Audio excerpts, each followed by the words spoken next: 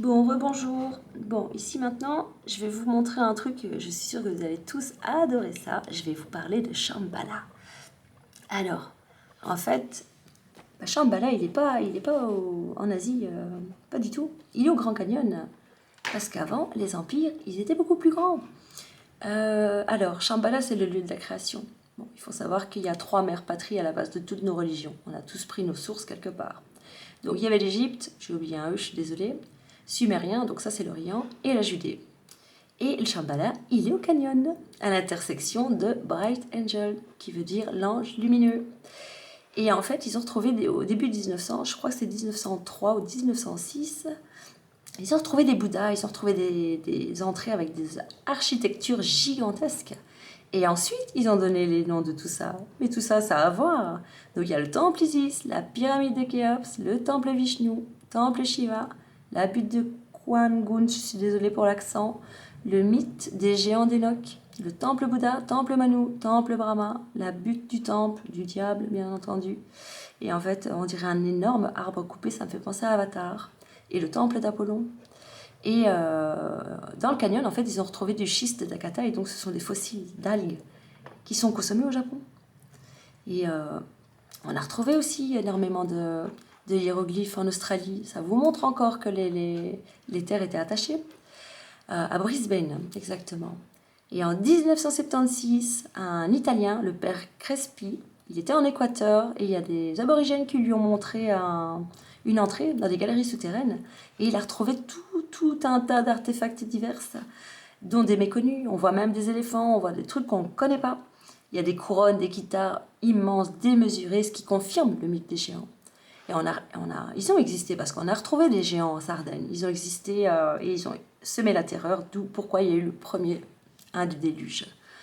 Il y avait des villes souterraines en Turquie. On n'est pas fait pour être sous terre. Hein. Donc s'ils ont fait ça, c'est que c'était pas pour rien. Ensuite, donc, quand il a annoncé ce qu'il avait trouvé, l'armée américaine a débarqué, bien entendu. Et devinez qui faisait partie de l'équipe? Neil Armstrong, qui était membre d'un Ku Klux Klan, entre guillemets. Hein. Voilà. Alors, voilà, je vais vous montrer qu'en fait, c'est tous la même équipe, parce que ça, c'est le symbole de Shambhala. Voilà le drapeau anglais. Ça, c'est le... je ne sais plus le truc français. Oh, je vais revenir dessus.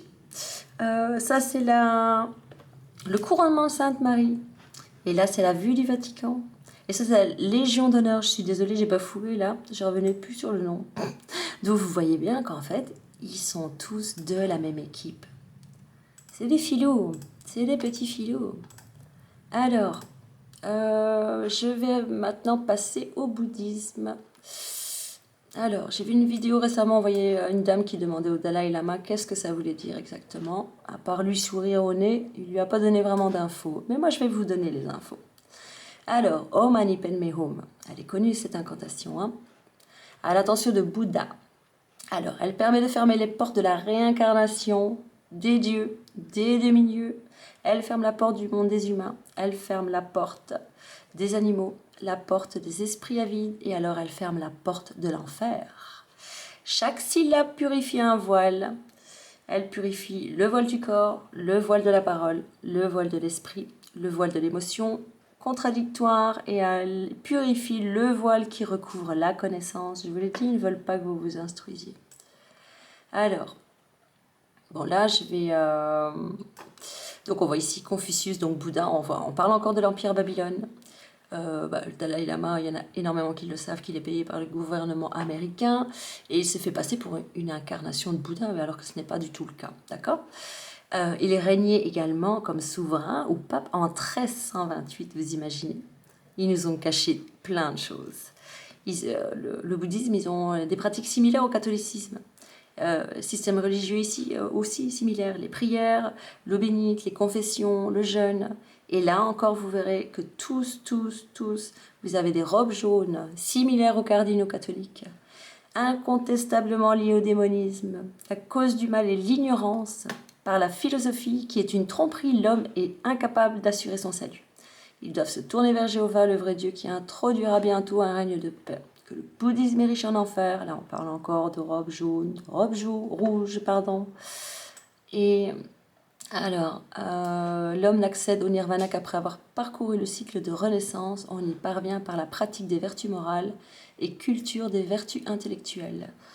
Bon, c'est bien de méditer, c'est cool, ça calme, mais c'est clair que c'est pas comme ça que vous allez atteindre le nirvana. En fait, il faut s'instruire, il faut juste apprendre les choses, c'est tout.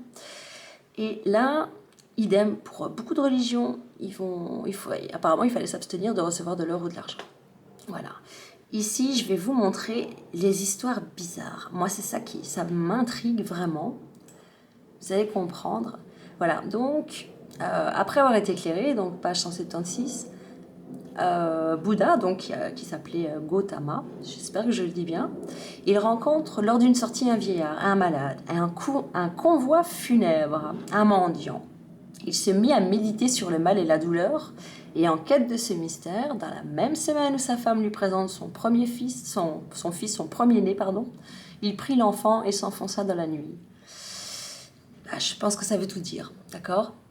Alors, là, je cite, je sais pas moi qui invente les mots, page 181, Bouddha appréciait peu la vie humaine et n'avait que mépris pour le corps qu'il qualifiait, faisant allusion à ses orifices, de carcasse à 9 trous, de corps répugnant, et il éprouvait une grande méfiance vis-à-vis des femmes, ce que je peux comprendre.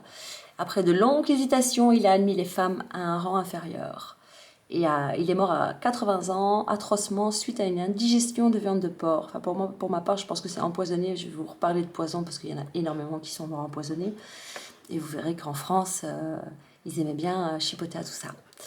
Donc, après Bouddha, là, il y a eu des milliers de monastères. Et là, on parle de 3 corps, la Trikaya. Encore le chiffre 3. D'accord ? Le 3 et le 7. Alors, les musulmans, punaise, mais là aussi, je trouve que c'est trop bizarre, hein, parce que page 255, Mahomet, le bon Mahomet, il accuse les rédacteurs des écritures grecques d'avoir falsifié leurs témoignages. Et il parle là aussi de la prospérité de la femme. Et ensuite, plus bas, en page 259, il parle que Mahomet il fait des pratiques babyloniennes. Alors là, il y a un problème, hein. Mahomet, il râle, et puis après, comme par hasard, il pratique. Et je sais pas, je trouve ça bizarre.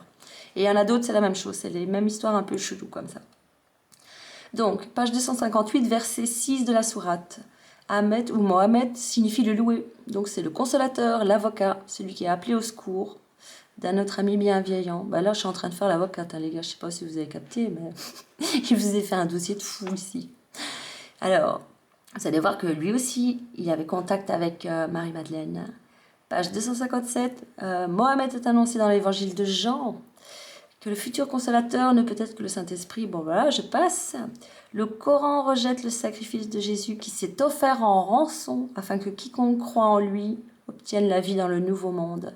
En fait, quand il parle de nouveau monde, le déluge qui est en train de se passer en ce moment, c'est pas la fin du monde. En fait, il vient de faire un nettoyage, vous voyez.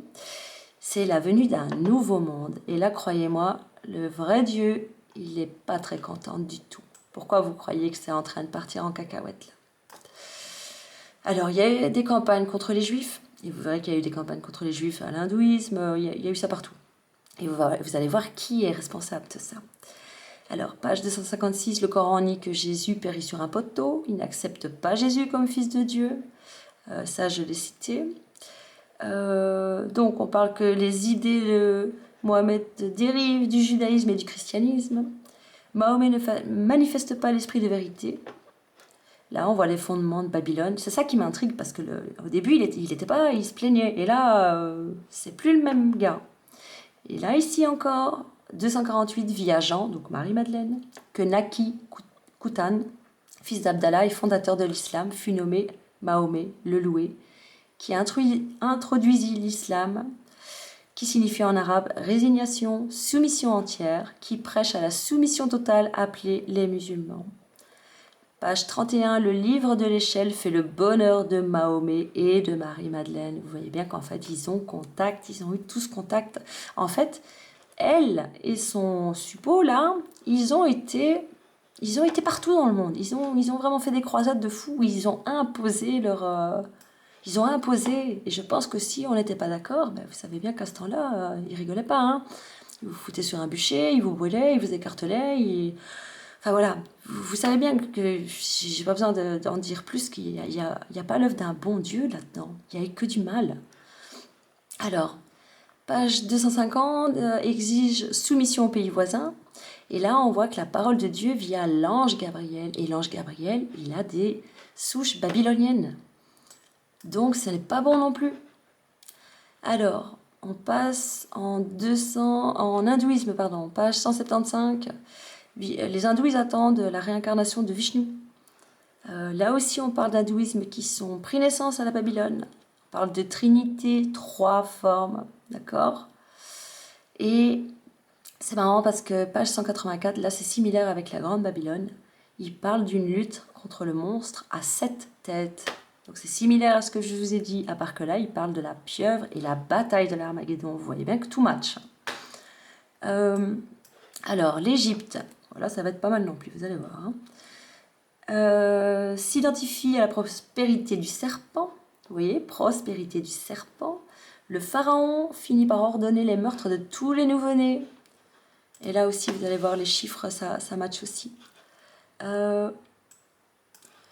Alors, c'est une manœuvre diabolique pour prévenir de la naissance de la prospérité promise et perpétue la lutte contre la fausse religion. Vous voyez, il ne voulait pas que j'en revienne. Hein. Manœuvre diabolique qui voulait prévenir de la naissance de la prospérité. Voilà, ça, il perpétuait le culte de la fausse prospérité et sa femme. Page 99, Moïse refusa d'être appelé le fils d'une fille de Pharaon. Et là, le Pharaon, il a fait aussi une famine de 7 ans. Et page 97, on parle le serpent ancien et sa prospérité. Donc ça parle encore bien du mal et de sa femme. Encore les deux là. Il était résolu à les détourner de la pure adoration. Toujours le même speech. Alors, le Pharaon, voilà aussi, pratique la politique de destruction systématique des Juifs. Pareil. Alors, le Pharaon qui était entouré de sages, d'enchanteurs, de magiciens pour annuler l'effet produit par les miracles de Moïse. Et on a vu au début que le Pharaon, il avait ses souches païennes aussi. À chaque plaie, les dieux démons d'Égypte furent humiliés. Donc apparemment, il y en a eu plusieurs. Hein. Donc ils ont été déshonorés devant Jéhovah que le Pharaon avait défié. Alors, Thoth, donc c'est le conseiller d'Osiris, le dieu lunaire et régulateur du soleil, de la lune et des étoiles. Amon-Ra est le dieu soleil, la divinité à tête de bélier. Donc le pharaon, en fait, il a provoqué la ruine de l'Égypte. Voilà.